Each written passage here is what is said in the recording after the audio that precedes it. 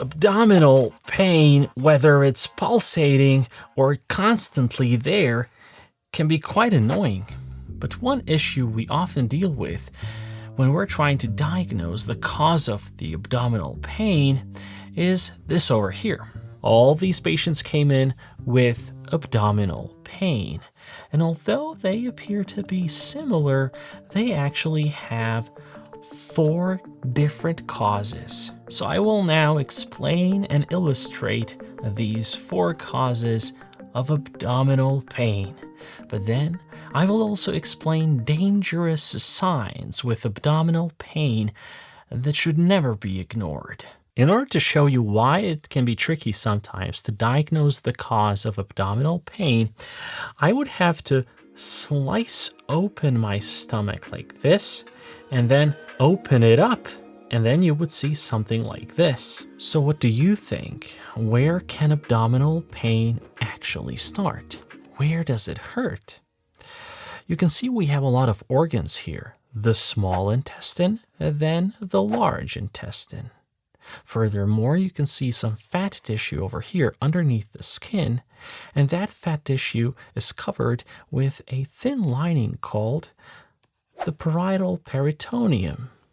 A thin lining covering the organs is called the visceral peritoneum, and underneath these organs there are arteries bringing fresh oxygenated blood from the lungs, and then the veins draining all the nutrients and bringing them to the liver and then further to the rest of the human body.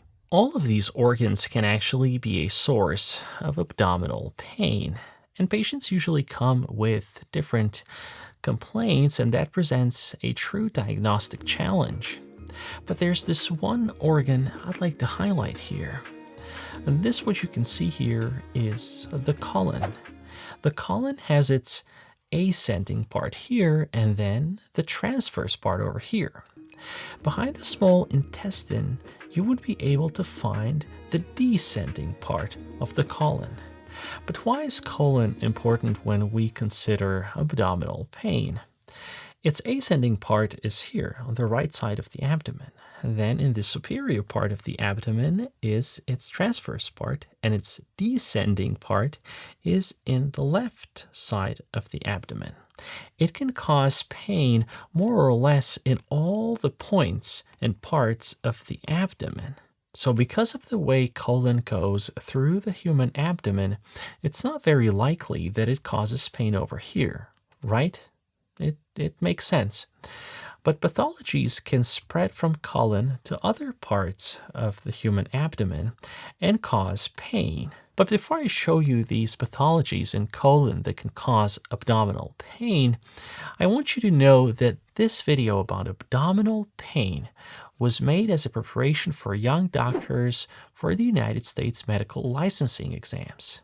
So this is not fake. This is real deal. I try to make it as accurate as possible. And these illustrations and animations were made using anatomsky.com.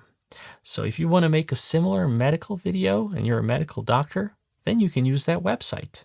And that brings us to our first issue, the first cause of abdominal pain I'd like to explain here. In order to illustrate it, we have to remove or simply move the small intestine to the side in order to see the colon better.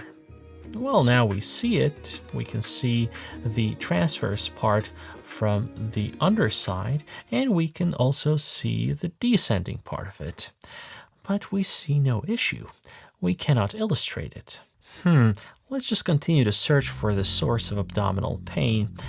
Underneath the small intestine, once we remove it, we will see the ascending part of the colon.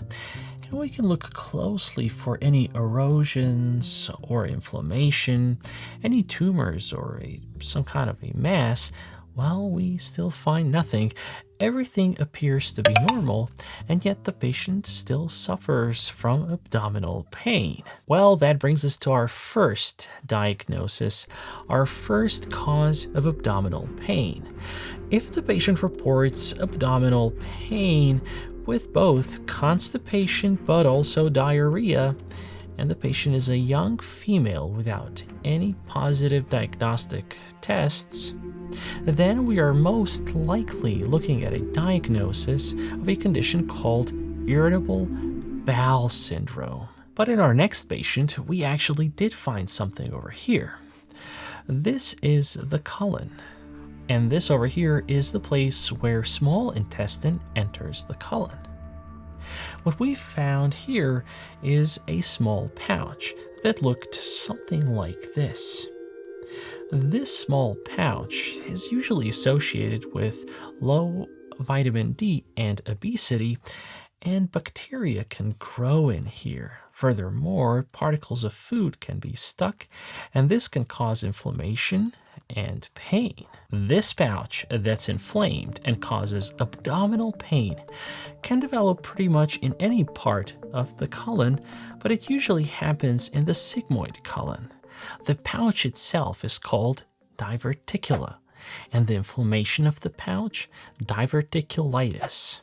Something that can help us identify patients with diverticulitis is that they often present with fever and nausea. This patient experienced fever because of the immune response to the bacteria in the diverticula. Now, the diverticula is usually in the lower left part of the abdomen, and it can feel tender and painful. This patient also reported having diarrhea, which is usual for patients with diverticulitis. What's not usual for patients with diverticulitis is weight loss and some extreme bleeding. Our third patient didn't report bleeding either, but bleeding cannot always be seen in the stool. That's why we performed a test called FOBT, fecal occult blood test. The test was actually positive, and that's why the patient had colonoscopy. That is when a probe with a camera is inserted into the colon, and the patient was diagnosed with polyps. Now, polyps in his age were nothing unusual, and this bleeding didn't lead to anemia. Furthermore, the patient didn't exhibit weight loss. But there's something dangerous about polyps, and that is that polyps can actually lead to a fourth diagnosis here. The fourth cause of abdominal pain, the colorectal cancer. The polyps usually don't cause abdominal pain, but in this patient it was rather large, causing a blockage in the colon itself. Something that's good about polyps is that they're usually not malignant. However, sadly, they can be malignant. Before I finally explain these dangerous signs that indicate that a lethal colorectal cancer is present, there is something that can always be done about abdominal pain and all these issues in colon and abdomen. And that is simply, if you have a question, put it down below in the comments, and some of the younger doctors and colleagues watching this video often reply and know the answer. Now, a dangerous colorectal cancer develops from a normal polyp, but once there is a mutation called KRAS mutation, it really kicks off and it develops into an adenoma.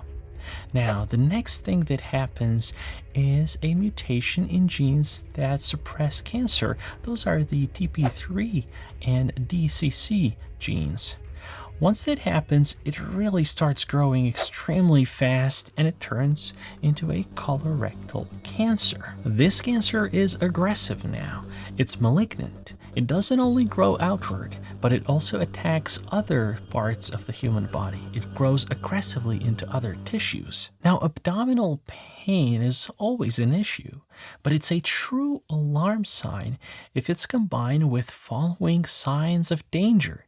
Dangerous signs that indicate colorectal cancer. Patients with colorectal cancer not only experience abdominal pain, but they can also often notice that their stool has simply become thinner.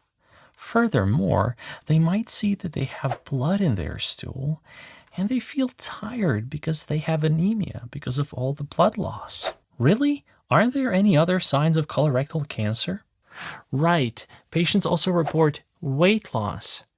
But Maybe the most important thing when it comes to abdominal pain is to recognize these causes or other causes and then learn the appropriate therapy options. Something that can truly help you learn about it are the differential diagnosis tables, where you can compare these conditions to one another at symptomsky.com. But if you're a medical professional or a student and you want to make a similar video, then you can go to anatomsky.com.